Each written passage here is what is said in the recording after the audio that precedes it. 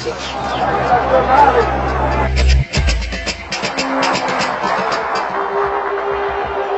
O trabalhador brasileiro.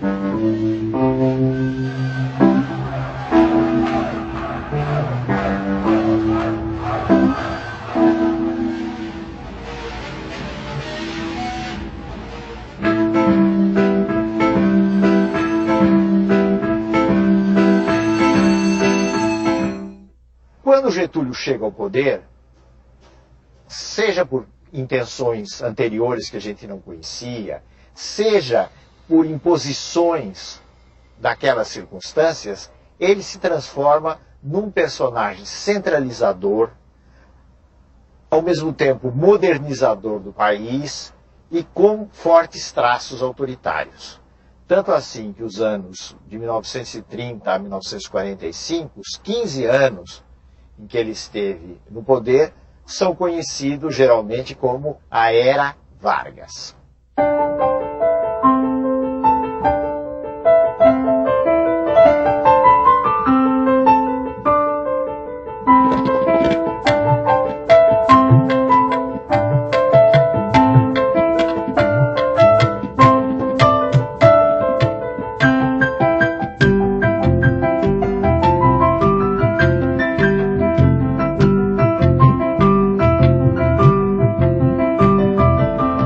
Getúlio teve que enfrentar problemas internos do seu governo, das forças que o apoiavam, e problemas externos da oposição.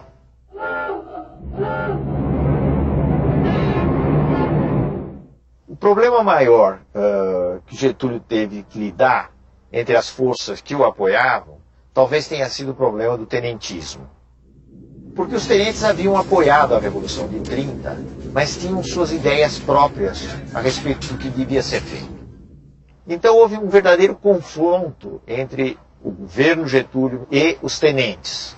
O confronto nunca foi um confronto armado, entenda-se bem, foi uma disputa política. Esse confronto acabou terminando com um triunfo do governo Vargas. Então, os tenentes ou saíram do exército, ou se integraram em alguns movimentos radicais, ou, em sua maioria, passaram a apoiar o governo Getúlio.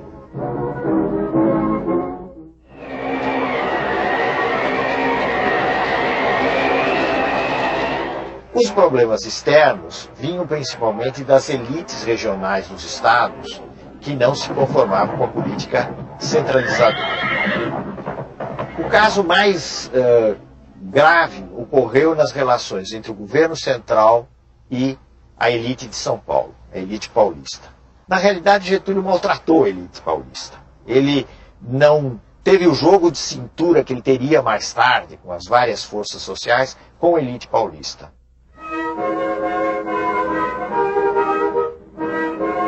Isso deu origem a muitas resistências e acabou gerando a Revolução de 1932. O heróico a luta feito, firma sua tradição, tendo nas mãos o direito e a pátria no coração. São Paulo lutou durante vários meses praticamente sozinho, mas no fim foi derrotado pelas forças do governo federal, sobretudo pelas forças do Exército Nacional.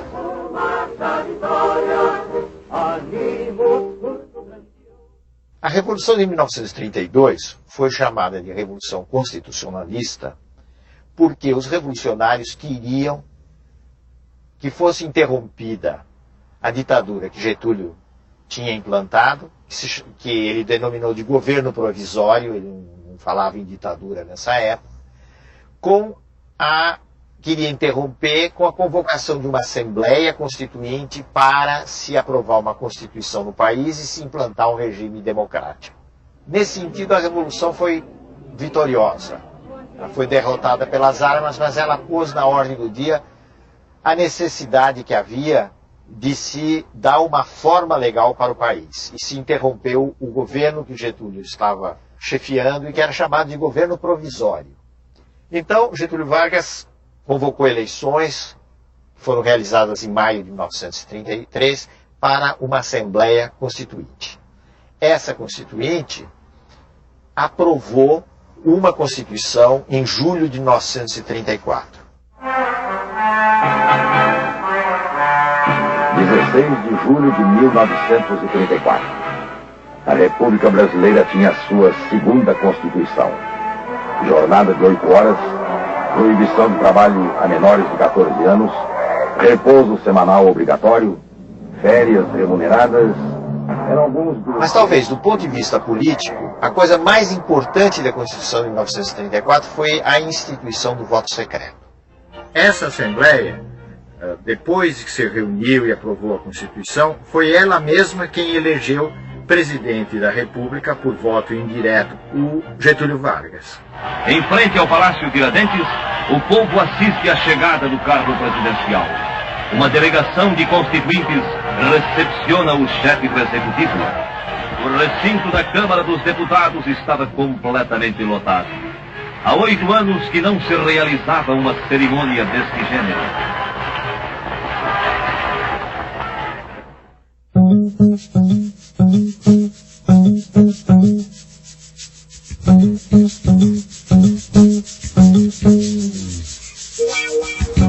O que é que mudou concretamente a partir de 1930? Vamos pegar algumas áreas, não é possível examinar todas as áreas. Então vamos pegar a área da economia. O que aconteceu durante os anos 30, até o final dos anos 30, foi o fato de que o Brasil tinha condições de produzir café numa escala muito maior do que um mercado mundial em crise podia absorver.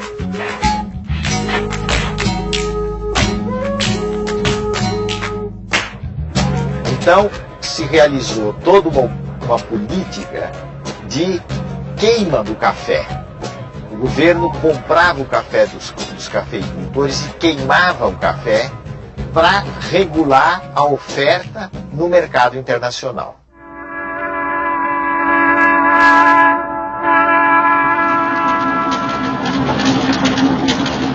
A outra mudança importante foi a expansão da produção do algodão. Então, nesse momento de crise, o algodão, de certo modo, veio em socorro das exportações brasileiras.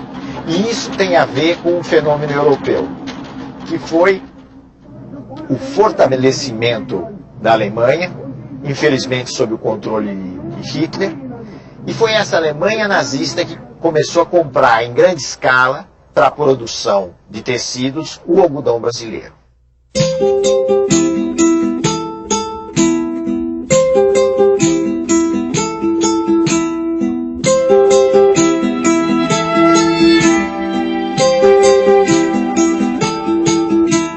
O impulso inicial dessa industrialização brasileira no pós-30 foi proporcionado exatamente pelas condições da crise mundial. Como era complicado importar mercadoria acabada, produtos industriais acabados, porque o mil-réis, que era a moeda do tempo correspondente ao real, tinha se desvalorizado, e porque ele não existia mil-réis em quantidade suficiente, porque o Brasil não exportava da mesma forma que exportava antes de 1930, o país foi incentivado a substituir essas importações. E essa substituição se dá com a produção interna de bens industriais. As dificuldades de importação impulsionam e tornam realidade velhos projetos de transcendental importância para o desenvolvimento do país.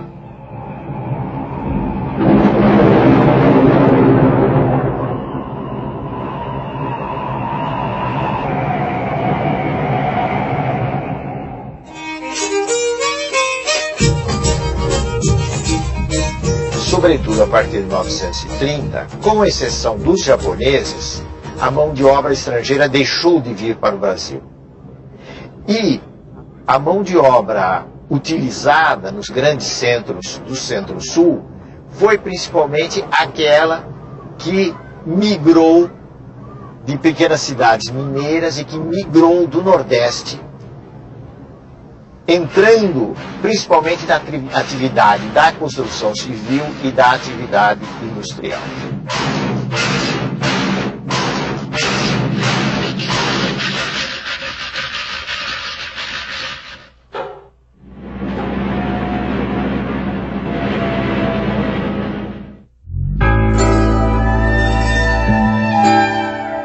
No nível federal, as reformas implantadas por Getúlio tiveram vários objetivos. Um deles foi a implantação de um ensino técnico, demonstrando a preocupação com a industrialização e com a mão de obra qualificada.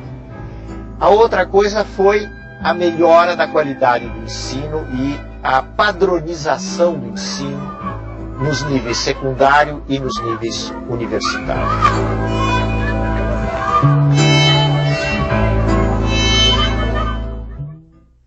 Tudo isso foi muito importante, mas nós não devemos esquecer também o fato que a política getulista liquidou as condições de existência de um sindicalismo autônomo, isto é, de uma organização própria dos trabalhadores. Ele fez tudo isso de cima para baixo, autoritariamente, como era o seu estilo.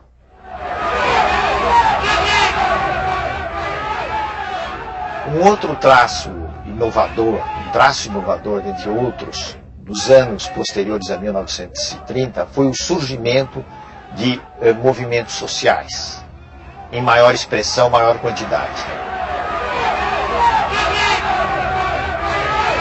Dentre esses movimentos, nós devemos destacar principalmente dois. Um de extrema direita, que era o integralismo, e um de extrema esquerda, que era o movimento comunista. O movimento integralista estava inspirado no fascismo e tinha como seu líder mais importante Plínio Salgado, que era um político de São Paulo, um jornalista e um político de São Paulo. E foi organizada em nosso país uma agremiação política que tomou o nome de Ação Integralista Brasileira, a qual se caracterizava, sob modo, pela formação de milícias uniformizadas com camisas verdes e pelos marciais desfiles que realizava.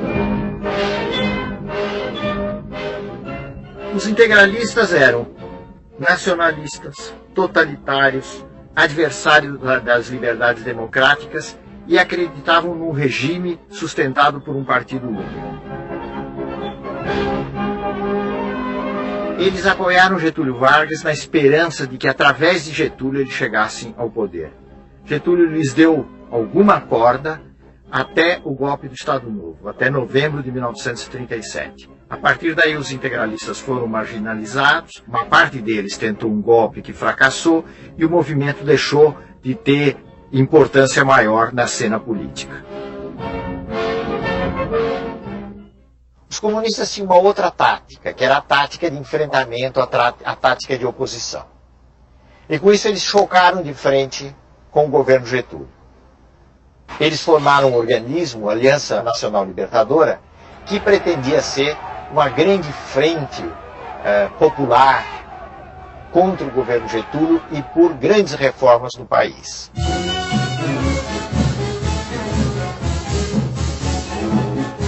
O governo fechou a Aliança Nacional Libertadora, aplicou à aliança uma legislação repressiva, que era a Lei de Segurança Nacional, e colocou os comunistas na ilegalidade. Eles partiram para uma iniciativa de revolução que, na realidade, acabou resultando numa verdadeira aventura, que foi a chamada Intentona Comunista de novembro de 1935.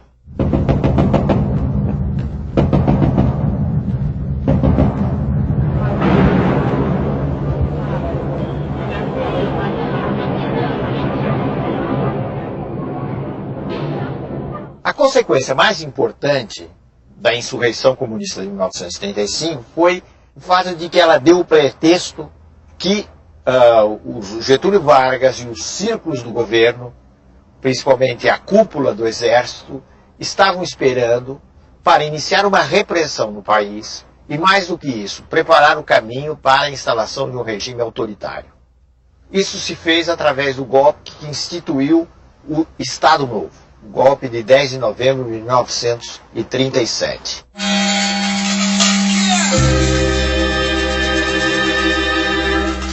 Praticamente sem nenhuma resistência, sem nenhuma oposição, forças policiais fecharam o Congresso e se iniciou um novo regime no país, que era o Estado Novo.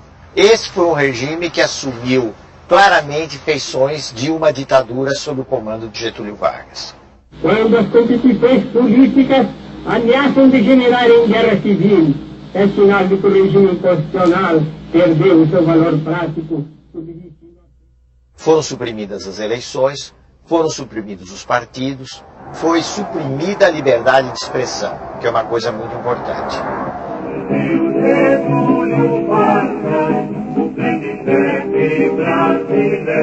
Na maneira de ver de Getúlio e dos generais e dos círculos civis que apoiavam Getúlio, não deveria haver lugar para partidos no país. Os partidos eram parte, eram coisas nocivas à organização do país. Era preciso organizar um todo nacional, de cima para baixo, tendo como chefe supremo o chefe da nação, ou seja, Getúlio Vargas.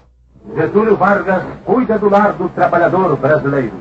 Aqui o vemos inaugurando as primeiras casas de uma série que planejou para todo o território nacional como habitação condigna dos obreiros da grandeza do Brasil. Tendo ao lado sua esposa, Dona Darcy Vargas, vemos o presidente da República, acompanhado pelo senhor Gustavo Capanema e outras autoridades, inaugurando o Hospital Estácio de Sá, na capital. Getúlio Vargas inaugurava o Instituto Nacional do Livro. Aqui o vemos em companhia do senhor Herbert Moses. O presidente da República assistia à grande parada militar comemorativa de nossa independência.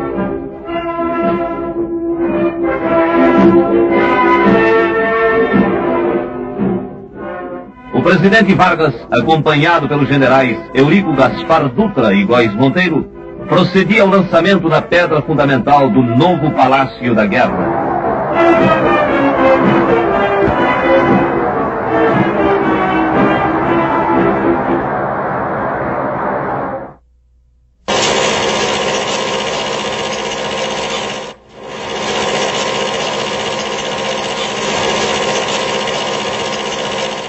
Especialmente no Estado Novo, houve uma ampla utilização do cinema, do teatro, do jornal, do rádio, que tinha uma importância muito grande, para enaltecer as façanhas do governo Getúlio e do Estado Novo. O ambiente nacional tem reagido sabiamente contra esses agentes de perturbação e desordem. A propaganda insidiosa e dissolvente apenas impressionou os pobres de espírito e serviu para agitar os mal-intencionados. E isso representou alguma coisa de muito diferente, vamos dizer assim, de inovador, se considerarmos o que era o Brasil anterior a esse período. Regulieren Soldaten geschaffen. Seit 5:45 Uhr.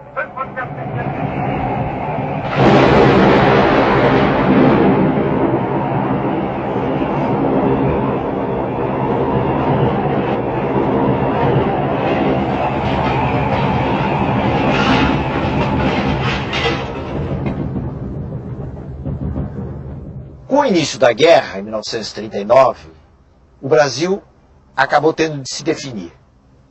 E Getúlio, que até 1941, mais ou menos, mostrara muitas simpatias pela Alemanha e pela Itália, acabou se inclinando pelas forças democráticas. Isso por razões muito práticas, muito de ordem prática. Ele percebia que ele estava num determinado campo, no mundo ocidental, com os Estados Unidos, ali em cima, o chamado Grande Irmão do Norte, com um pouco de ironia, né? E que fugir desse campo era uma aventura extremamente arriscada. Então, em alguns meses, ele decide essa inclinação em favor das chamadas potências aliadas, as potências democráticas. Isso já no curso da Segunda Guerra Mundial.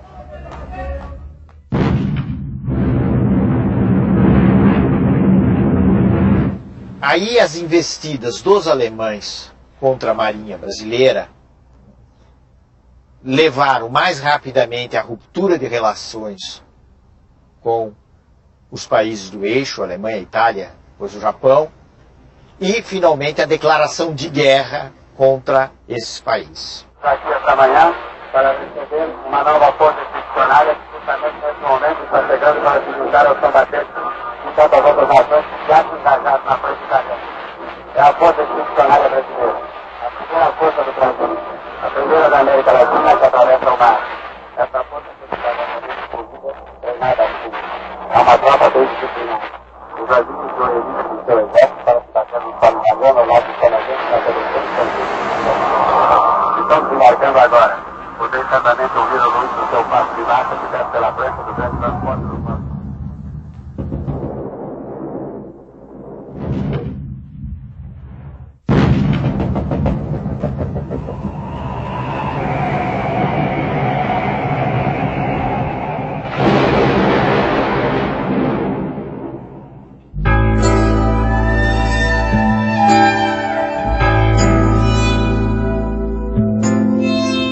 O que determinou a crise do Estado Novo?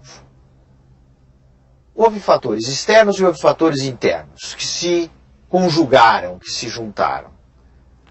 O fator externo foi a vitória cada vez mais anunciada das forças democráticas no mundo na Segunda Guerra Mundial. Então, é como se todas aquelas antigas ideias que vinham do começo dos anos 30, todas elas autoritárias, entrassem em crise, se desprestigiassem, e a ideia de democracia, o direito de intervenção na nação, nos destinos da nação, se tornasse uma ideia muito forte.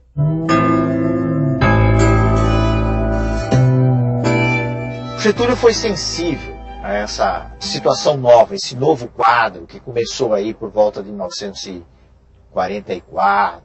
Mas, ao mesmo tempo, ele fez uma jogada arriscada. A jogada foi tentar se apoiar num certo tipo de mobilização popular, como ele nunca tinha feito no passado. Para isso, ele foi encontrar apoio naqueles setores políticos e de trabalhadores que o haviam sempre sustentado.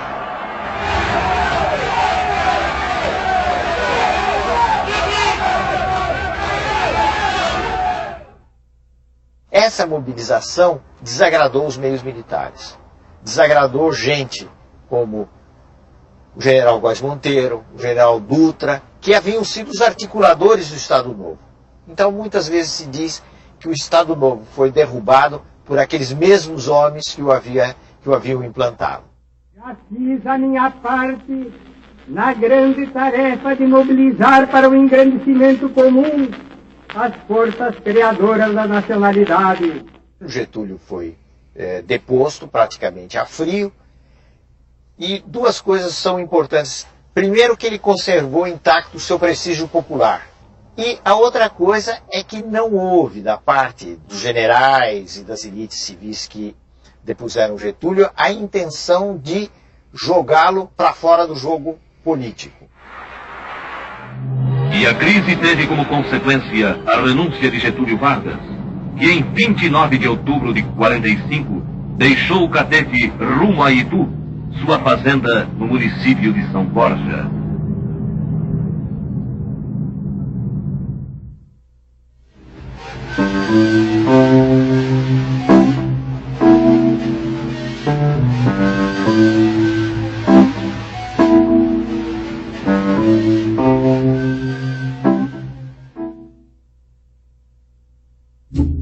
No próximo programa, o Brasil escolhe o caminho das eleições. Os ventos de liberdade trazem Getúlio de volta ao poder. Novos impasses empurram o presidente para o suicídio. O fim do Estado Novo e o período democrático.